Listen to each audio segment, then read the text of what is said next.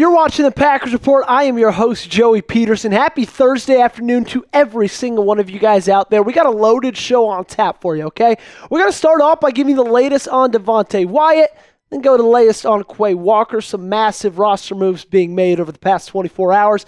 And then we're going to end this episode in a really fun way. I'm going to go over every single one of the rookies' new numbers, and I'm going to give them a grade, okay? I'm excited about this segment. We got a lot to talk about, so buckle in. It's going to be a good day. I got a challenge for us, though, before we get going. Can we break April's record for most likes on a video today? The first day of May. Can it be broken? Need you guys to help me out to do it. It's a free way to support the show. Does not cost you a dime. Just go down there, hit that thumbs up button, and let's break a record. So Jordan Schultz tweeting this out yesterday. Sources: the Packers are exercising the fifth-year option on defensive tackle Devonte Wyatt, locking in a guaranteed $12.9 million for the 2026 season. The number 28 pick in 2022 has tallied 12 sacks in 3 seasons with Green Bay. Before we talk a little bit more about Devonte Wyatt, let's take a look at what he's been able to do over the past 3 years. Last year was a really good year for him. In 14 games played, he almost tied his career sack number, had a little less tackles in 2024 than he did in 2023, but was much more disruptive in the backfield, 9 tackles for loss, which was more than he had in the past 2 seasons combined.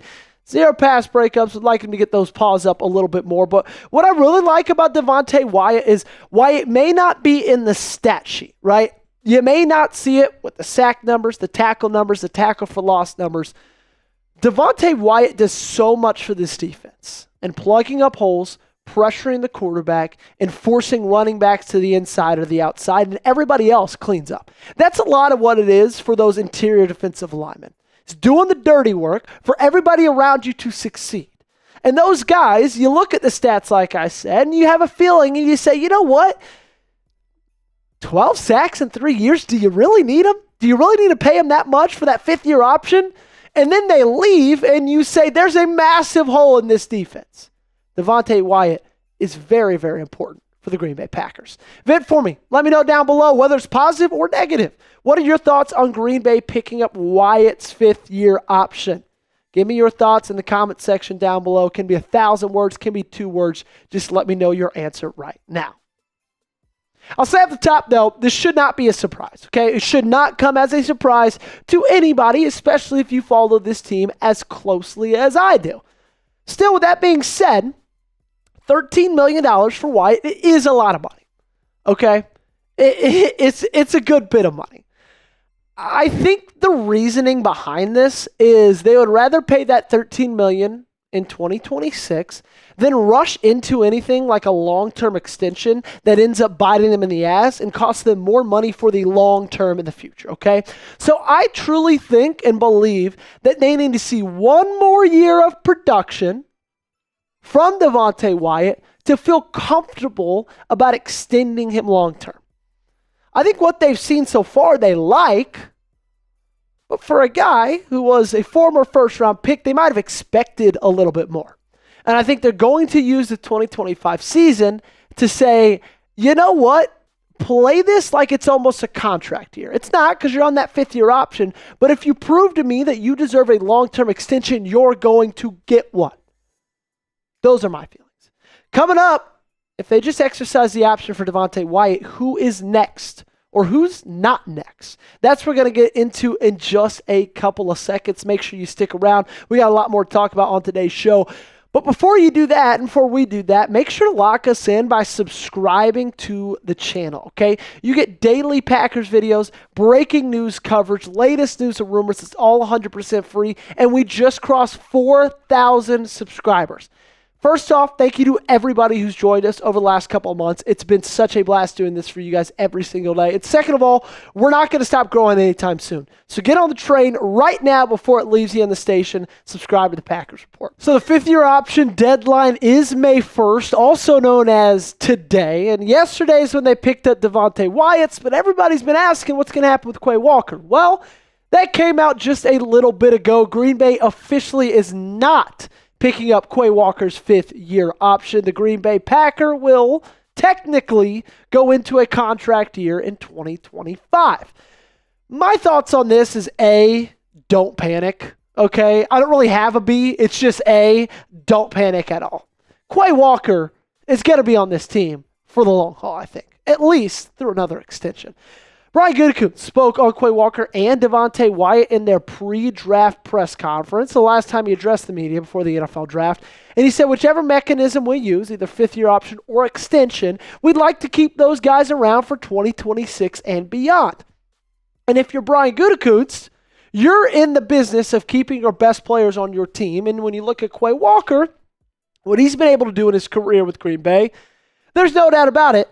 On defense, he's one of this team's best players. 102 tackles in 2024. That's a step down from the previous 2 years, 121 and 118, but still has not gone a single year in the NFL without triple-digit tackles. 2.5 sacks in each of his last 3 seasons, a sack and a half in his first one. This dude is all over the field. And I know I don't have to tell you guys that, but I believe they're not doing the fifth-year option because they're just going to extend him at some point. They're not going to let him go into this next year and then go into free agency after the 2025 NFL season.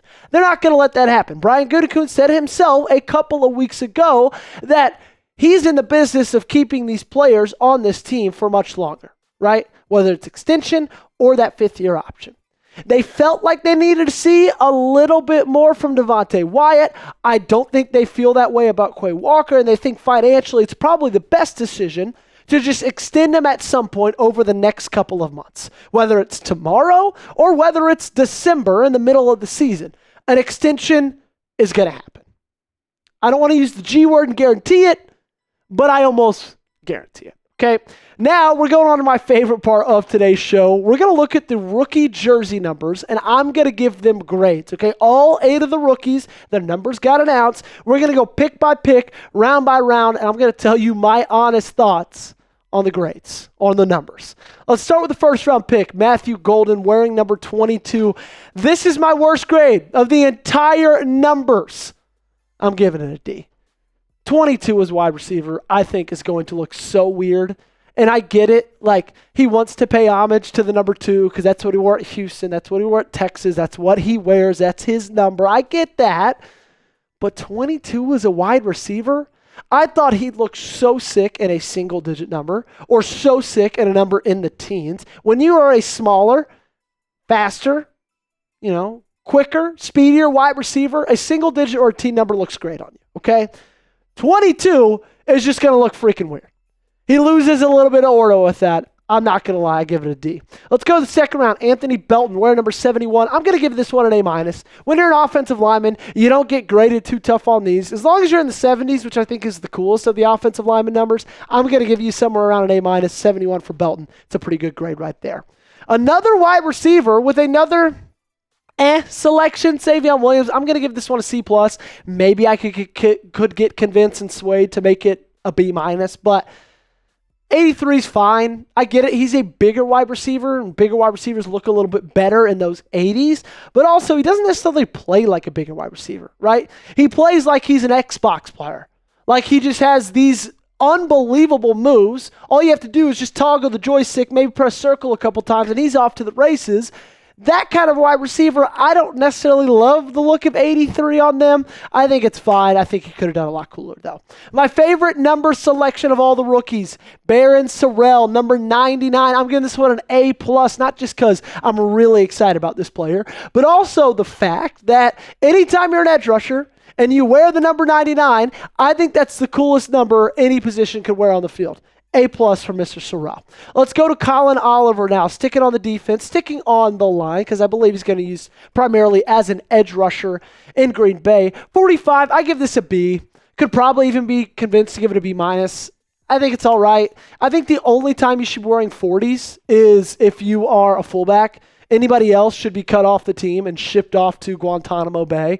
I just think, it's not that cool of a number. It's a little bit cool because it's different, but I would have liked to see him on something a little bit sleeker just because of the kind of football player that he is. Warren Brinson, give this one a B+, number 91. Think it's a cool interior defensive lineman number. They're kind of treated to me like offensive linemen. If you're an interior defensive lineman and your number's somewhere in the 90s, I'm going to think it's pretty sweet. Cornerback Michael Robinson, give this one an A- as well, 26. Great cornerback number.